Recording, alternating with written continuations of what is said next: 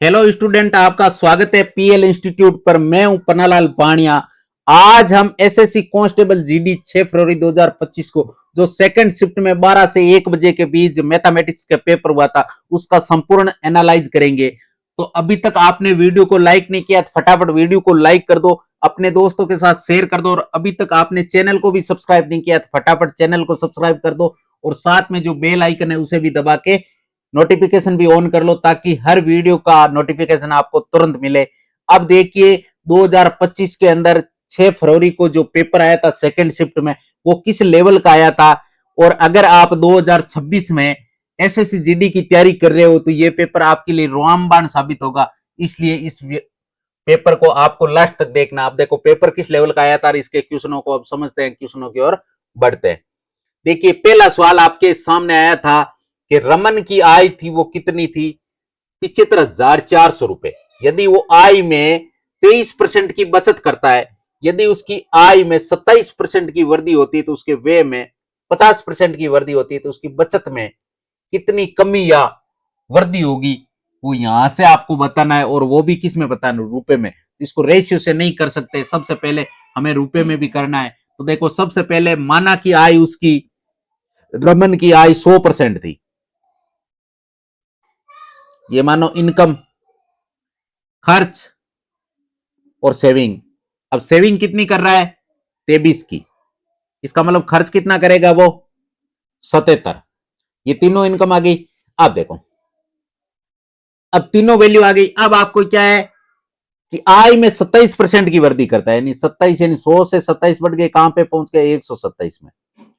और जो आपका ये क्या नाम है, वे है ना, इसमें 50% की वृद्धि, वे वे में भी वृद्धि करता है। तो 77 का 50%, 50% का मतलब आधा होता है। तो 77 का आधा कितना होता है, 38.5। 38.5 आप इसमें जोड़ोगे, वृद्धि होगी तो 38, तो 77 और 38 कितने हो गए, 115। यहां से 115.5 आ जाएगा। अब देखो ये तो आपके इनकम है, ये आपके खर्चा है। तो इनकम में से खर्चा घटाओगे तो आपको क्या मिलेगी, बचत मिलेगी। तो इसमें से ये घटाओगे तो 127 में से 115 गए तो पीछे बचा 12। लेकिन आपके यहाँ 0.5 भी है, इसका मतलब यहां से कितना बचा, 11.5। अब यहां से देखो आपको कमी लग रही है, पहले बचत कितनी थी, 23 थी, अब कितनी है, 11.5 है। अब आपको क्या करना है, यहां से आपको कितने की कमी आई वो बतानी है। यहां से कमी कितने की आ रही है बताओ। पहले 23 था, अब कितना है, 11.5। तो अब देखो यहां से आप सवाल को सोल्व करोगे, भी सवाल वाला कह रहा है उसकी इनकम कितनी थी, 75,400, लेकिन हमने इनकम शुरुआत में कितनी मानी, 100। तो इनकम बटे इनकम ये बन गया जोड़ा। अब हमें क्या याद करना है कि इसमें देखो, इसमें आपके कितना घटाव हुआ है वो बताना है। तो घटाव यहां से कितने का हो रहा है, यहां से घटाव आपके हो रहा है कितने का, इनमें से इनके बीच का डिफरेंस आपके 11.5 का ही, क्योंकि 11.5 और 11.5 को जोड़ने पे कितना होता है, 11.5 और 11.5 जोड़ने का 23 होता है। तो यहां से कितने की आई, 11.5 की। तो ये आपको वैल्यू याद करनी है कि इसके बीच का ये डिफरेंस कितना है, यही तो वैल्यू याद करनी है। अब ये अगर आप पॉइंट हटाओगे तो यहाँ नीचे क्या लग जाएगा, 0 लग जाएगा, नहीं 10 लगा दो। अब 2 0 से 2 0 कैंसिल हो गए। ये आपके 23 बार कटेगा, पूरा पूरा 5 के पाड़े से 23 बार कटेगा। 23 पानी 115 और 5 दूनी 10। यहां से आप इसको काट दोगे तो ये आपके कितनी बार कट जाएगा, ये आपके कट जाएगा 37 दूनी 74 और 7 दूनी 14, 377। और 377 को क्या करोगे, आप गुणा किससे कर दोगे, 23 से, 20 प्लस 3 से। अब वापस 20 को इससे गुणा करोगे तो इसका दुगुना कर दो, और दुगुना हमने यहां से काट के आधा ही तो किया, तो 754 आएगा। लेकिन पीछे क्या लगा दोगे, 0। अब करोगे 3 से गुणा, 3 से करोगे 7 21, हासिल की 2 21 तो 23। अब आप जोड़ दोगे तो 1 7 4 3 7, और ये भी 7 और ये भी 7। 1 मिनट, ऐसे कैसे हो गया, 7 3 एकम 3, सॉरी 7 21, हासिल की 2, 7 21 और 2 23 का 3, हासिल की 2, 3 3 9, 9 2 11 आएगा यहाँ से। तभी ऐसे कैसे, तो यहाँ से कितना योग आएगा वापस, 1 4 3 7, 5 1 6 और 7 1 8, 86 71। 86 71 की क्या हुई, कमी हुई। कितने की कमी हुई? 86 71 की। अब है आपके दूसरा सवाल कि गोले का पृष्ठीय क्षेत्रफल आपको वर्ग सेमी में दे रखा है, सॉरी वर्ग सेमी में याद करना है, जिसका आपको क्या दे रखा है? व्यास दे रखा है। गोले का पृष्ठीय क्षेत्रफल याद करने का सूत्र होता है 4 पाई r²। तो 4 × पाई की वैल्यू कितनी है? 22/7 मान लो। आर आर की वैल्यू है, व्यास आपको 21 दे रखा है, इसका मतलब आर आधी आ जाएगी, 21/2 गुणा 21/2। अब जिनसे कटते हैं उनसे काट दो, 2 दूनी 4, 4 से 4 कट गया, और इस 7 से आप काट दोगे ये 3 बार, तो 22 3 66 है, और 66 को आप गुणा किससे कर दोगे? 20 + 1 से। अगर 66 को 20 से गुणा करोगे, 66 को 2 से गुणा करने पे कितने होते हैं? 6 6 12 132, यानी 1320 प्लस 66 एकम 66, 1320 में 66 जोड़ोगे तो कितने आ जाएंगे? 1386। आपके बी नंबर ऑप्शन में आ रहा है, यही आंसर होगा। इसी प्रकार अब चलेंगे अगले सवाल में कि किसी काम को करने में बी को जितना समय लगता है उसके 3/4 समय में ए वही काम का आधा कर पाता है। यदि दोनों मिलकर काम है वो 66 दिनों में कंप्लीट करते हैं, तो बी को अकेले काम पूरा करने में कितना टाइम लगेगा? तो यहां से सबसे पहले आपको क्या दे रखा है? टाइम दे रखा है। यहां से टाइम, तो आप टाइम का निकालोगे, ए को कितना टाइम लगता है, बी को कितना टाइम लगता है। तो ए, अब ये क्या कह रहा है? बी को जितना समय लगता है उसके 3/4। 3/4 का मतलब 3/4, यानी बी को कितना टाइम लग रहा है? 4। तो ए को कितना लगेगा? ए को 3/4 में वो क्या है? आधा ही काम कर पाता है। आधा काम करता है 3/4 में, 3 दिन में आधा काम करता है भाई, 4 दिन में बी करता है। ये कह रहा है 3/4, यानी अगर बी 4 दिन में कर रहा है तो ए 3 दिन में, लेकिन आधा काम कर रहा है, तो पूरा काम कितने दिन में कंप्लीट करेगा? 6 दिन में। यहां से आप चाहो तो रेशियो निकाल सकते हो टाइम का। यहां से टाइम का रेशियो क्या आ जाएगा? 3:2। टाइम का रेशियो आ गया, तो टाइम का और एफिशिएंसी का रेशियो आपस में उल्टा होता है। यहां से एफिशिएंसी का रेशियो क्या आ जाएगा? 2:3। भाई ऑब्वियसली बात है, जिनको टाइम ज्यादा लगेगा उसकी एफिशिएंसी कम है, और जिसको टाइम कम लगेगा उसकी एफिशिएंसी ज्यादा है, तो ये आपस में उल्टे होते हैं। अब देखो, अब आपको याद क्या करना है? दोनों की एफिशिएंसी आपके पास आ गई, और दोनों को टाइम कितना लगता है? 66 दिन। तो टोटल वर्क निकालेंगे, 66 को 66 दिन में दोनों की एफिशिएंसी 5 है, टोटल वर्क आ जाएगा, इंटू 5 कर दिया। अब बी, बी कितना टाइम लगेगा? बी की एफिशिएंसी कितनी है? बी की एफिशिएंसी आपके 3, तो 3 से आप भाग दोगे तो 22 बार, और 22 को 5 से गुणा करोगे तो कितना आएगा? 110 दिन। यानी बी कितने दिन में काम कंप्लीट करेगा? 110 दिनों में। इसी प्रकार चौथा सवाल है, 16 + 10 भाग 5 - 2 × 4। ये आपके बोर्ड मास से होगा। बोर्ड मास में सबसे पहले भाग सोल्व करेंगे, यानी 10 में 5 का भाग देंगे तो कितनी बार जाएगा? 2 बार। यहां से 16 प्लस, अब देखो 4 दूनी 8, तो यहां से आपको माइनस के 8 मिल जाएंगे। अब 16 और 2 कितने होते हैं? 18। 18 किसके हो गए? प्लस के। लेकिन 18 में से आप क्या करोगे? 8 घटा दोगे। 18 में से 8 घटाओगे तो पीछे कितने बचेंगे? 10। यानी डी नंबर ऑप्शन इसका राइट होगा। इसी प्रकार पांचवा सवाल है आपके, पांचवा सवाल है कि 36 और 42 का क्या याद करना है आपको? तृतीयानुपाती। क्या याद करना है? तृतीयानुपाती। अब तृतीयानुपाती याद करने का फॉर्मूला क्या होता है? तृतीयानुपाती याद करने का फॉर्मूला होता है बी स्कोर बटे ए। बी स्कोर बटे ए। अब देखो बी की वैल्यू आपको दे रखी है 42, तो 42 गुणा 42 बटा ए की वैल्यू 36। अब देखो आप काटोगे तो किससे कट जाएगा? ये 6 से कट जाएगा, तो ये तो आपके 7 बार कटेगा, और ये आपके 6 बार कट जाएगा। फिर इस 6 से आप इस 7 को काटोगे, यानी 7 7 49, यानी सी नंबर ऑप्शन इसमें राइट होगा। इसी प्रकार आपके छठा सवाल आया था कि 152 कुर्सियां बेची और 76 कुर्सियों के विक्रय मूल्य के बराबर क्या हुआ? लाभ। तो उसका लाभ प्रतिशत बताओ। तो सबसे पहले गोपाल ने कितनी कुर्सियां बेची? 152। 152 बेची। भाई संख्या दे रखी है, आपको संख्या पे खेलना है। अगर 152 बेची, बेची को मतलब क्या है? एसपी। अगर 152 बेची है तो 152 क्या होगी? खरीदी होगी, यानी खरीदने को क्या कहते हैं? सीपी। अब दोनों पक्ष तो बराबर नहीं है, क्योंकि ये तो आपके क्रय मूल्य, ये विक्रय मूल्य, ये पलड़ा भारी होगा ना विक्रय मूल्य में। अब दोनों बराबर करने के लिए इसमें आप जब लाभ जोड़ोगे दोनों का मूल्य बराबर हो जाएगा। इसमें लाभ कितना हो रहा है? 76। विक्रय मूल्य, विक्रय मूल्य क्या बोलते हैं? एसपी। अब एसपी एसपी एक तरफ कर लो, तो 152 में से 76 जाएगा तो पीछे कितना बचेगा? 76 ही बचेगा, यानी 76 एसपी बराबर 152 सीपी।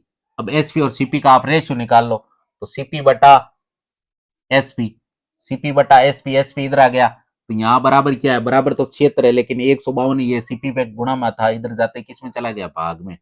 यहां से आप रेशियो निकाला, तो रेशियो किया 76 कम 76, 76 दूनी 152, 1/2। यानी एक में वस्तु खरीदी और दो में बेची, तो प्रॉफिट कितने का हुआ? वैसे 100% का प्रॉफिट होता है, वैसे आप अगर निकालोगे तो एक का प्रॉफिट एक पे गुणा 100, यह आंसर होगा। इसी प्रकार अब सातवां सवाल है कि एक खाद्य पदार्थ पर 30% और 20% की दो क्रमिक छूटें प्रदान की गई है। एक तो 30% की छूट दी गई, एक 20% की छूट दी गई। एक व्यक्ति ने खाद्य पदार्थ के लिए 840 रुपए का भुगतान दिया, उस पे बिल पे कितनी राशि थी, यानी उसका अंकित मूल्य आपको बताना। अगर इस टाइप का सवाल आता है तो देखो, अंकित मूल्य माना कि एक्स, एक्स पर 30% की छूट, 30% की फ्रैक्शन वैल्यू क्या होती है? 30% की फ्रैक्शन वैल्यू होती है आपके 3/10, यानी 10 में 3 की कमी, यानी 7/10। इसी प्रकार 20% की फ्रैक्शन वैल्यू क्या होती है? 20% की फ्रैक्शन वैल्यू होती है 1/5, यानी 5 में 1 की कमी, यानी 4/5। और ये जब काट के आपको बिल मिला तो बिल कितना मिला? 840 रुपए का।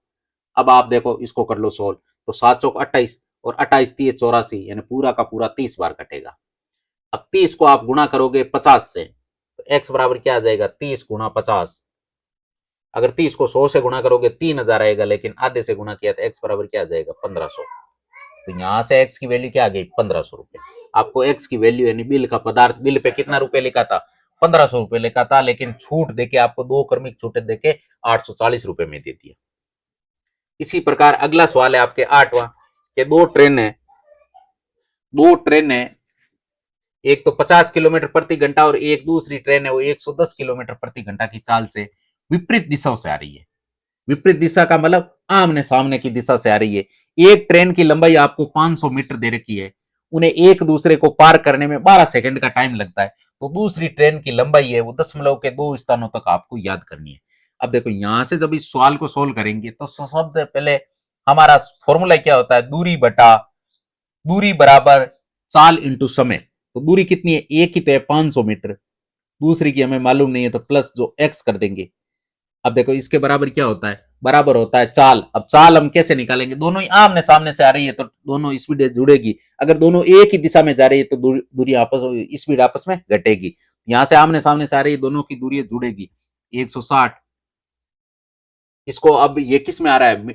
किलोमीटर प्रति घंटे में आ रहा है, इसको मीटर पर सेकंड में बदलने के लिए 5/18 से गुणा करेंगे, इंटू 12 सेकंड में पार करती है तो 12 से गुणा कर देंगे।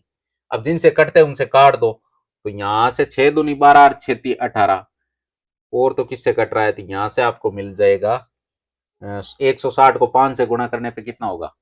800, 800 को 2 से गुणा करना तो 1600, 1600/3, यानी एक्स बराबर क्या आ जाएगा? 1600/3 माइनस 500। अब एलसीएम 3 लेंगे तो इसको 3 से गुणा करना पड़ेगा। 1600 में से 1500 जाएगा भाई, 3 से गुणा करते ही 1500 हो गया, तो 100/3। और 100/3 का मतलब क्या होता है? 100 में 3 का भाग देते हैं तो 33.33 आता है। तो दूसरी ट्रेन की लंबाई कितनी हो गई? 33.33 मीटर। इसी प्रकार अगला सवाल है, निम्नलिखित का मान याद करना है। 27 को 3 से गुणा करोगे तो कितना आएगा? 81। 3 में 3 का भाग दोगे तो 1। 19 में से 15 गया तो 4, 4 में 4 का भाग एक बार, यानी 1, यानी 81 को 1 से गुणा करना है तो कितना आता है? 81 आता है। इसका ये नंबर ऑप्शन राइट होगा।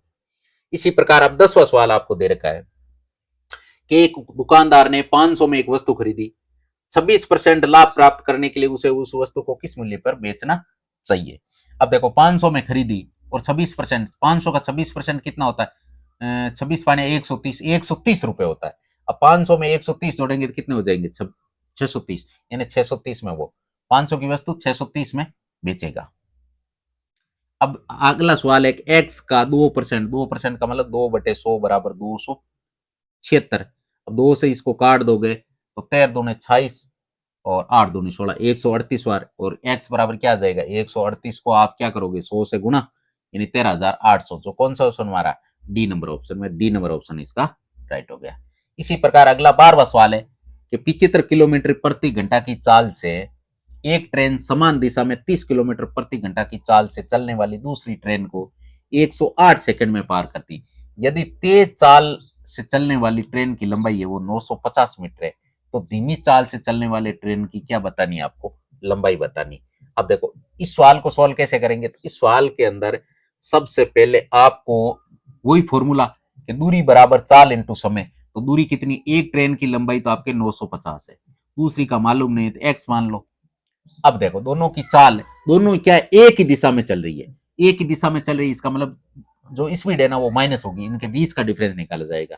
तो 45 और 45 में से 30 गए तो पीछे कितने बचे, 45, सॉरी 75 में से 30 गए तो 45। ये किलोमीटर पर घंटा है तो इसको मीटर पर सेकंड में बदलने के लिए 5/18 से गुणा करेंगे, और ये कितने टाइम में पार करती है, 108 सेकंड में। अब देखो, अब यहां से हम x की वैल्यू निकालेंगे तो इस 18 से 108 कट जाएगा कितनी बार, 6 बार। अब यहां से आप जब गुणा करोगे तो कितना आएगा, 45 को 6 से गुणा करोगे, 45 को अगर 6 से आपने गुणा किया तो 270, और 27 पानी 135, यानी 950 प्लस x बराबर 1350। यहां से हम जब x की वैल्यू निकालेंगे तो 1350 में से 950 घटाएंगे तो पीछे कितने बचेंगे, 400, यानी x की वैल्यू कितनी आ जाएगी, 400 मीटर, यानी डी नंबर ऑप्शन इसका राइट होगा। इसी प्रकार 13वां सवाल है कि जनवरी, फरवरी, मार्च और अप्रैल में रमेश का व्यय दे रखा है 28,312, 32,252, 25,012 और 33,500। तो उसका 4 महीने का एवरेज याद करना। एवरेज याद करने का फॉर्मूला क्या होता है, सभी को जोड़ो और उसमें कितने नंबर है, यानी प्रशिक्षणों का योग बटा प्रशिक्षणों की संख्या। तो ये 4 है और इन सबको जोड़ो। तो सबसे पहले 28,000, 32,000 कितने हो गए, 60,000, 60,000, 25,000 कितने हो गए, 85,000, 85,000 में 33,000 जोड़ो। 85,000 में पहले तो आपने अगर 30,000 जोड़ा तो 1,15,000 हो गया, 1,15,000 में 3,000 जोड़ते 1,18,000, तो यहां से हो गया 1,18,000 प्लस।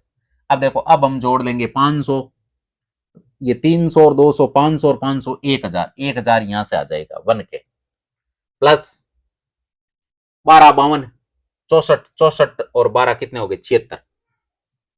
यहां से आपको क्या मिला, 118 के और 1 के 119 के, 119,000, 1,19,076। इसमें 4 का भाग दे दोगे तो 4 का भाग कितनी बार जाएगा, 3 बार जाएगा, 3 बार जाएगा तो पीछे 4 नहीं, सॉरी 2 बार, 3 बार नहीं 2 बार, 4 दूनी 8, पीछे कितने बचाएंगे, 3 बचेंगे, 3 39, 9 चौक 36, 29, पहले 29 आएगा, 29 एक ही ऑप्शन में आ रहा है, इसका मतलब इसका डी नंबर ऑप्शन राइट होगा। बाकी आप पूरा सोल्व भी कर सकते हो, बाकी आपको पूरा सोल्व करके कोई अवार्ड नहीं मिलने वाला, आपको तो आंसर से मतलब है, आंसर हमने यहीं से ढूंढ लिया। इसी प्रकार अगला सवाल है कि निम्नलिखित का मान याद करना है, तो 63 में सबसे पहले 9 का भाग देंगे तो भाग कितनी बार जाएगा, 7 बार। इसी प्रकार 96 में 8 का भाग दोगे तो 12 बार जाएगा। यहां से 9 में से 5 घटाओगे तो 4 बचेगा, और 4 से 4 कट जाएगा, यानी 12 और 11 कितने होते हैं, यानी यहां से तो आपको 7 मिला, और 12 और 11 कितने होते हैं, 23, और 23 को 7 से गुणा करते तो आपको 161 मिलता है। इसका मतलब इसका ए नंबर ऑप्शन राइट हो गया।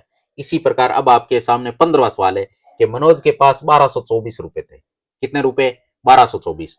उन्होंने अपने पुत्र कौन कौन आनंद और अनिल के बीच बांट दिया। उन्हें इसे वार्षिक रूप से चक्रवर्ती ब्याज 4% की दर है पर निवेश करने को कहा। यह देखा गया कि आनंद और अनिल को क्रम से 17 साल और 18 साल के बाद समान धनराशि प्राप्त हुई। 18 साल और 17 साल के बाद में दोनों को राशि जो मिली ना वो बराबर मिली। तो मनोज ने अनिल को कितनी धनराशि दी थी, यानी अनिल के नाम बैंक में जमा कितनी करवाई थी। अब इसकी राशि 17 साल रहेगी, इसकी राशि 18 साल रहेगी, और दोनों को अगर राशि समान मिलेगी, इसका मतलब ओबियसली बात है भाई इसको तो लाभ बैंक की तरफ से ब्याज कम मिलेगा, इसको ज्यादा मिलेगा, क्योंकि इसका टाइम ज्यादा टाइम रहेगा तो पैसा इसका कम टाइम रहेगा। तो कम वाले को इसने क्या है, मनोज ने पैसे ज्यादा दिए और इसको पैसे कम दिए, ताकि इसका ब्याज ज्यादा होके इसके ब्याज कम होके दोनों बराबर होके। तो ऐसी सिचुएशन के अंदर अगर आपकी 4% की दर दे रखी है, 4% की फ्रैक्शन वैल्यू क्या होती है, 4% की फ्रैक्शन वैल्यू होती है 1/25, यानी एक को तो मिले 25 रुपए, एक को मिले 26 रुपए। आनंद को मिले 26 रुपए और अनिल को मिले 25 रुपए, क्योंकि अनिल का पैसा ज्यादा टाइम रहा तो इसे 25 रुपए मिले, आनंद का पैसा कम टाइम रहा इसके मिले इसे 26 रुपए मिले। अब हम तो बोल रहे हैं कि 26 और 25 रुपए मिले, लेकिन सवाल वाला क्या कह रहा है, 1224 रुपए थे उसके पास। तो ये तो 1224 बता रहा, हम कितने बता रहे हैं, 25 और 26 कितने होते हैं, 51, इंटू हमें क्या अनिल को कितनी राशि दी, अनिल अनिल को मतलब 25 से गुणा कर देंगे। अब देखो 51 से आप काटोगे तो 51 दूनी 102 होता है, 102, 122 में से 102 गया, 20 बचा, 20 के पास में 4, यानी 204 थी, पूरा पूरा 51 के पड़े से 4 बार कटेगा। और 24 को 25 से गुणा करोगे, 24 इंटू 25, यहां से त्रिचुल अप्रोच लग जाएगी। वैसे आप क्या करोगे, 25 का स्क्वायर करो। 25 का स्क्वायर कितना होता है, 625। 625 में आप 25 कम कर लोगे तो कितना आएगा, 600। इसी प्रकार अब इस सवाल को एक ट्रिक और से भी कर सकते हैं, इस गुणा करने को। इसमें देखो हमेशा 25 नंबर है ना, ये 25 को अगर 4 से गुणा करते हो ना तो ये 100 बनाता है। इसका मतलब इसमें 4 का भाग दे दो, इसको 4 से गुणा कर दो और इसमें 4 का भाग दे दो, ताकि किसी प्रकार का कोई फर्क नहीं पड़े। और इसको अगर 4 का भाग दोगे तो यहां से 6 मिल जाएगा और यहां से आपको 100 मिल जाएगा। और 6 को जब 100 से गुणा करोगे तो यहां से भी 600 आएगा। इसी प्रकार 16वां सवाल है कि दो संख्याएं, पहली संख्या तो x है, दूसरी संख्या 4x है, तथा उनका मध्य अनुपाती। अब मध्य अनुपाती याद करने का फॉर्मूला क्या होता है, मध्य अनुपाती याद करने का फॉर्मूला होता है √a इंटू बी। अब इस फॉर्मूले में मान रखेंगे a की वैल्यू कितनी है x, b की वैल्यू कितनी है 4x। मध्य अनुपाती का मान कितना दे रखा है 45, यानी 4,56,976। अब देखो यहां से अगर हम ये हटाएंगे तो भाई 4x स्क्वायर है, इसको ये हटा देंगे, ऊपर का रूट हटाएंगे तो बाहर निकलते ही 4 का तो कितना हो गया 2, और एक्स स्क्वायर का क्या हो गया x, यानी 2x बराबर 45 गुण 70 76। यहां से 2 का आप भाग दे दोगे तब आपको x की वैल्यू मिलेगी। 2 का भाग दोगे तो कितना आएगा 22, और 22 दूनी 44, 8 दूनी 16, 228। 228 तो ज्यादा ऑप्शन हमारा है तो इसका मतलब यहाँ तक कंप्लीट हो गया। 4 22 84, 22 84 इस ऑप्शन में, यानी ये ऑप्शन और ये ऑप्शन कैंसिल हो गया। 1 8 दूनी 16, फिर 8 दूनी 16, यानी 22 84 88, 22 84 88 बी नंबर ऑप्शन हमारा, बी नंबर ऑप्शन राइट हो। इसी प्रकार 17वां सवाल है कि किसी मूलधन पर 9% की वार्षिक दर से 5 वर्ष की अवधि के लिए साधारण ब्याज है वो कितना है 378 रुपए, यानी 378 रुपए साधारण ब्याज कितने साल का है 5 साल का 9% की दर से। तो सवाल वाला कह रहा है साधारण ब्याज कितना 378 रुपए, लेकिन हम क्या कह रहे हैं 9 पंजे 45 रुपए, यानी 45%। हमने 45 रुपए मान लिया, इंटू हमें मूलधन याद करना है तो 45% माना है तो अपने आप में मूलधन कितना परसेंट होता है 100%, तो इंटू 100। अब जिनसे करते हैं उनसे काट दो, तो यहाँ से आप 5 से काट दो तो 20 पानी 100, और 9 पंजे 45, और 9 से इसको काट दो, यानी 9 चौक 36 और 9 दूनी 18। अब 42 को 20 से गुणा करोगे तो 42 दूनी 84, और पीछे लगा दोगे 0, यानी 840 रुपए, ने डी नंबर ऑप्शन इसका राइट होगा। इसी प्रकार अब आपके सामने 18वां सवाल है कि अशोक के पास 1612 रुपए, उसे उसने इसे अपने पुत्र कौन कौन राज और कर्ण के बीच बांट दिया, तथा उन्हें इसे वार्षिक रूप से चक्रवर्ती होने वाली 8% की वार्षिक ब्याज दर पर निवेश करने को कहा। और यह देखा गया कि राज और करुण को क्रम से 15 और 16 वर्ष के बाद समान धनराशि मिली। 15 साल और 16 साल के बाद में उनको राशि क्या है, दोनों को समान मिली, बराबर मिली। तो राज ने अशोक को कितनी धनराशि दी ये बताना है। तो सबसे पहले इसका पैसा 15 साल रहेगा, इसका पैसा 16 साल रहेगा। नहीं, राज का पैसा 15 साल, करुण का पैसा 16 साल। ऑब्वियसली बात है, जिसका पैसा कम टाइम रहा उसे पैसा ज्यादा मिलेगा, और जिसका पैसा ज्यादा टाइम रहा उसे पैसा कम मिलेगा, क्योंकि इस टाइप का सवाल हमने पीछे अभी किया था। 8% की फ्रैक्शन वैल्यू क्या होती है 2/25, यानी इसे करुण को तो मिलेगा 25 रुपए और राज को मिलेगा 25 और 2 27 रुपए। अब सवाल वाला बोल रहा है 1612 रुपए थे, लेकिन हम बोल रहे हैं 25 और 27 यानी 52 रुपए थे। गुणा राज को कितनी राशि मिली तो 27 से गुणा करेंगे। अब 52 से इसको काटोगे तो ये 3 बार कटेगा, और कितना आएगा 156। 161 में से 156 गया तो पीछे कितना बचा 5। 5 के पास में आपने 2 उतार दी, 52, यानी 52 एकम 52। 31 को 27 से गुणा करोगे, सबसे पहले 30 को 27 से गुणा करोगे, 27 81 यानी 810 आ जाएगा। फिर 27 एकम 27, और 810 और 27 कितने हो गए 837, यानी ए नंबर ऑप्शन इसका राइट होगा। 19वां सवाल है कि मेष राम और अनवर, यानी मेष प्लस राम प्लस अनवर, तीनों का औसत वेट, औसत ये वेट कितना है 46 किलो। तो तीनों का 46 इंटू 3, यानी 45 इंटू 3 135, और 3 138 किलो हो गया।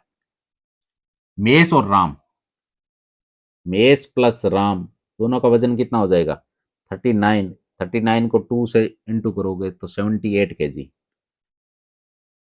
अब देखो, अब राम और अनवर, राम प्लस अनवर, इन दोनों का कितना है 49 केजी, तो 49 को 2 से गुणा करोगे तो कितना हो जाएगा 98 केजी। यहां से आप क्या करोगे, अब वजन किसका निकालोगे, आपको वजन राम का निकालना है। तो राम का वजन तो तीनों में ही कॉमन है, इसका मतलब सबसे पहले आप क्या करो, सबसे पहले आप अनवर का वजन निकालो। किसका वजन निकाल लो, अनवर का। तो आप मेष और राम का वजन है दोनों का कम कर दोगे तो अनवर का वजन आ जाएगा। तो यहां से जब आप अनवर का वजन निकालोगे तो ये आप क्या करोगे, ये 98 किलो,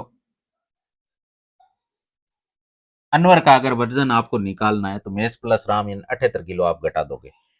78 किलो घटाओगे तो कितना हो जाएगा, इनका बीच का डिफरेंस आपके कितना हो रहा है 50 किलो,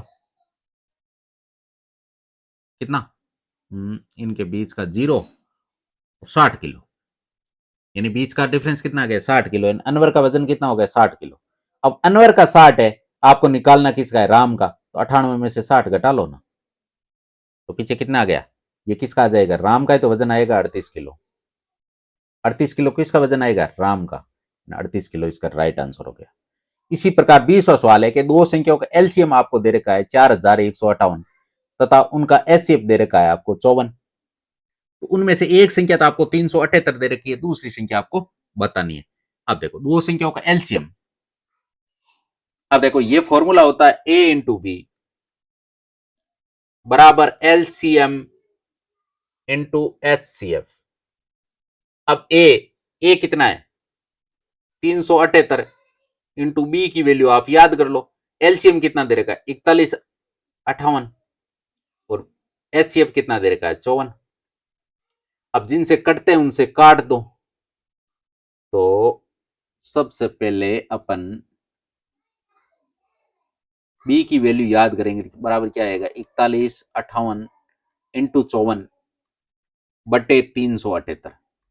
अब ये किससे कटते हैं, 54 से तो पाड़ा लंबा हो जाएगा, आप 9 से काटो, तो 9 छक्की 54 और 9 दूनी 9 चौक 36 और 9 दूनी 18 बराबर 42 बार कट रहा है। 42 को आप 6 से काटोगे 7 बार, यानी अब 4158 में भाग किसका दोगे 7 का, तो 7 पंजे 35, 6 बच गए, 9 7 63, 2 बच गया 8, 7 चौक 28, यानी 594 आएगा।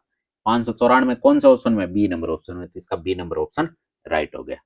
हाँ, तो इसी के साथ आज का ये पेपर एंड हुआ। अगर आपको आज का सॉल्यूशन समझ में आया हो, पेपर अच्छा लगा हो, तो वीडियो को लाइक शेयर एंड चैनल को सब्सक्राइब कर लेना। और कल फिर इसी हिसाब से नेक्स्ट टाइप में हम मिलेंगे नेक्स्ट शिफ्ट में। तो तब तक हम आपसे विदा लेते हैं। All the best, take care, bye bye, जय हिंद जय भारत।